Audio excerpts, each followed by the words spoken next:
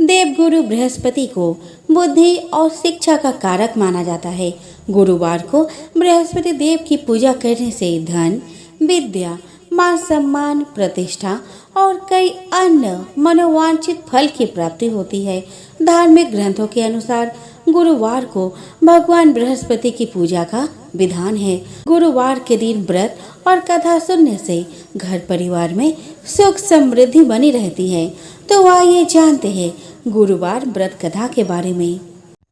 कथा के अनुसार प्राचीन काल की बात है। किसी राज्य में एक बड़ा प्रतापी और दानी राजा राज करता था। वह हर गुरुवार को व्रत रखकर दीन दुखियारी की मदद करके पुण्य प्राप्त करता था। परंतु ये बात उसकी रानी को अच्छी नहीं लगती थी। वह ना तो व्रत करती थी और ना ही दान पुण्य में विश्वास रखती थी। इतना ही नहीं, वह राजा को भी ऐसा करने से मना करती थी। एक समय की बात है, राजा शिकार खेलने के लिए बन गए। घर पर रानी और दासी थी। उसी समय गुरु बृहस्पति देव साधु का रूप धारण कर राजा के दरवाजे पर भिक्षा मांगने आए। साधु ने जब रानी से भिक्षा मांगा तो वह कहने लगे कि हे साधु महाराज, मैं इस दान और पुण्य से तंग आ गई हूँ। आप कोई ऐसा उपाय बताएं जिससे कि सारा धन नष्ट हो जाए और मैं आराम से रह सकूं। इतना सुनकर बृहस्पति देव ने कहा कि हे देवी, तुम बड़ी विचित्र हो। संतान और धन से कोई दुखी होता है। अगर अधिक धन है तो इसे शुभ कार्यों में लगाओ। कुंवारी कन्याओं का विवाह कराओ। विद्यालय और बाग बगीचे का निर्माण कराओ, जिससे तुम्हारे दोनों लोग सुधरे। परंतु साधु की इन बातों से रानी को खुशी नहीं हुई। उसने कहा कि मुझे ऐसे धन की आवश्यकता नहीं जिसे मैं दान दूं और जिसे संभालने में मेरा सारा समय नष्ट हो जाए। तब साधु ने कहा, अगर तुम्हारी ऐसी इच्छा है तो मैं जैसा तुम्हें बताता हूँ तुम वैसा ही करना। गुरुवार के दिन तुम घर को गोबर से लिपना और अपने बालों को पीली मिट्टी से धोना। राजा से हरजामत बनाने को कहना। भोजन में मांस मदिरा का प्रयोग करना। कपड़े धोबी के यहाँ धुलने देना। इस प्रकार 7 बृहस्पतिवार करने से तुम्हारा समस्त धन नष्ट हो जाएगा।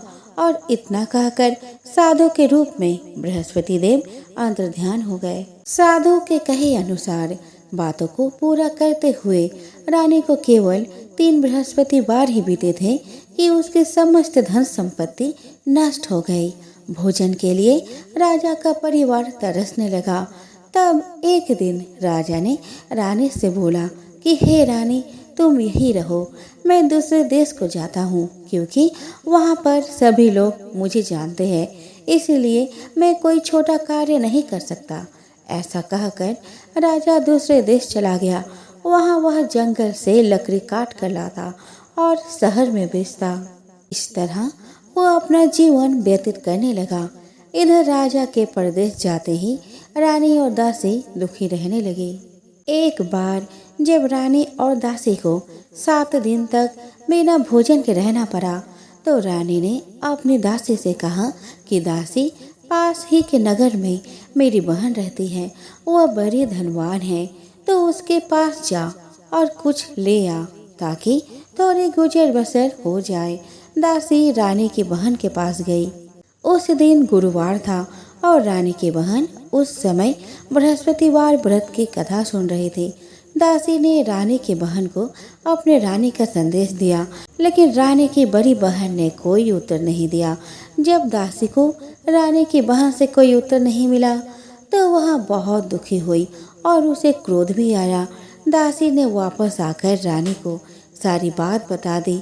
यह सुनकर रानी ने अपने भाग्य को कोसा। उधर रानी की बहन ने सोचा कि मेरी बहन की दासी आई थी, परंतु मैं उससे नहीं बोली, इससे वह बहुत दुखी हुई होगी। कथा सुनकर और पूजा समाप्त करके वह अपने बहन के घर आई और कहने लगी कि हे बहन, मैं बृहस्पतिवार का व्रत कर रही थी। तुम्हारी दासी मेरे घर आई थी, परंतु जब तक कथा होती है तब तक ना तो उठते हैं और ना ही बोलते हैं, इसीलिए मैं नहीं बोली। बताओ दासी क्यों आई थी मेरे पास? रानी बोली, बहन तुमसे क्या छुपाऊं, हमारे घर में खाने तक को अनाज नहीं है। ऐसा कहते कहते रानी की आंखों में आंसू आ गए। उसने दासी समेत पिछले 7 दिनों से भूखे रहने की पूरी बात अपनी बहन को बता दी। रानी की बहन बोली, देखो बहन, भगवान बृहस्पति देव सबकी मनोकामना को पूर्ण करते हैं। देखो, शायद तुम्हारे घर में अनाज रखा हो। पहले तो रानी को विश्वास नहीं हुआ, पर बहन के आग्रह करने पर उसने अपनी दासी को अंदर भेजा तो उसे सचमुच अनाज से भरा एक घड़ा मिल गया। यह देखकर दासी को बड़ी हैरानी हुई। दासी रानी से कहने लगी कि हे रानी, जब हमको भोजन नहीं मिलता तो हम व्रत ही तो करते हैं, इसीलिए क्यों ना इनसे व्रत और कथा की विधि पूछ ली जाए ताकि हम भी व्रत कर सके।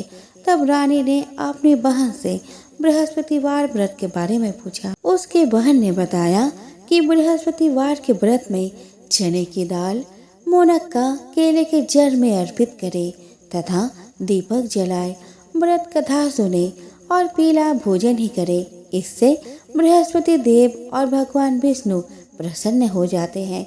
व्रत और पूजा की विधि बताकर रानी की बहन अपने घर को लौट गई।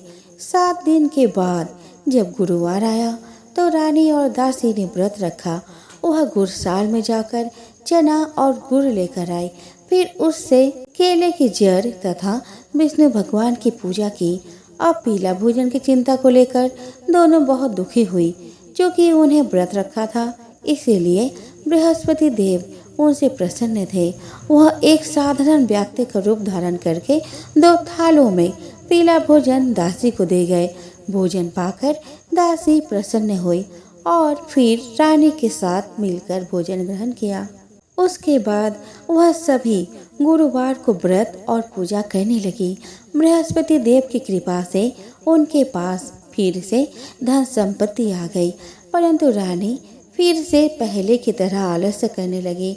तब दासी बोली कि देखो रानी, तुम पहले भी इस प्रकार आलस्य करती थी, तुम्हें धन रखने में कष्ट होता था, इस कारण सभी धन नष्ट हो गया और अब जब देव बृहस्पति की कृपा से धन मिला है तो तुम्हें फिर से आलस्य होने लगा। रानी को समझाते हुए दासी कहती है कि बड़ी मुसीबतों के बाद हमने यह धन पाया है, इसीलिए हमें दान पुण्य करना चाहिए, भूखों को भोजन कराना चाहिए, धन को शुभ कार्यों में खर्च करना चाहिए। इससे तुम्हारे कुल का यश बढ़ेगा, स्वर्ग की प्राप्ति होगी और पितृ प्रसन्न होंगे। दासी की बात मानकर रानी अपना धन शुभ कार्यों में खर्च करने लगी। इससे पूरे नगर में उसका यश बढ़ने लगा। बृहस्पतिवार व्रत कथा के बाद श्रद्धा के साथ आरती की जानी चाहिए। इसके बाद प्रसाद बांटकर उसे ग्रहण करना चाहिए।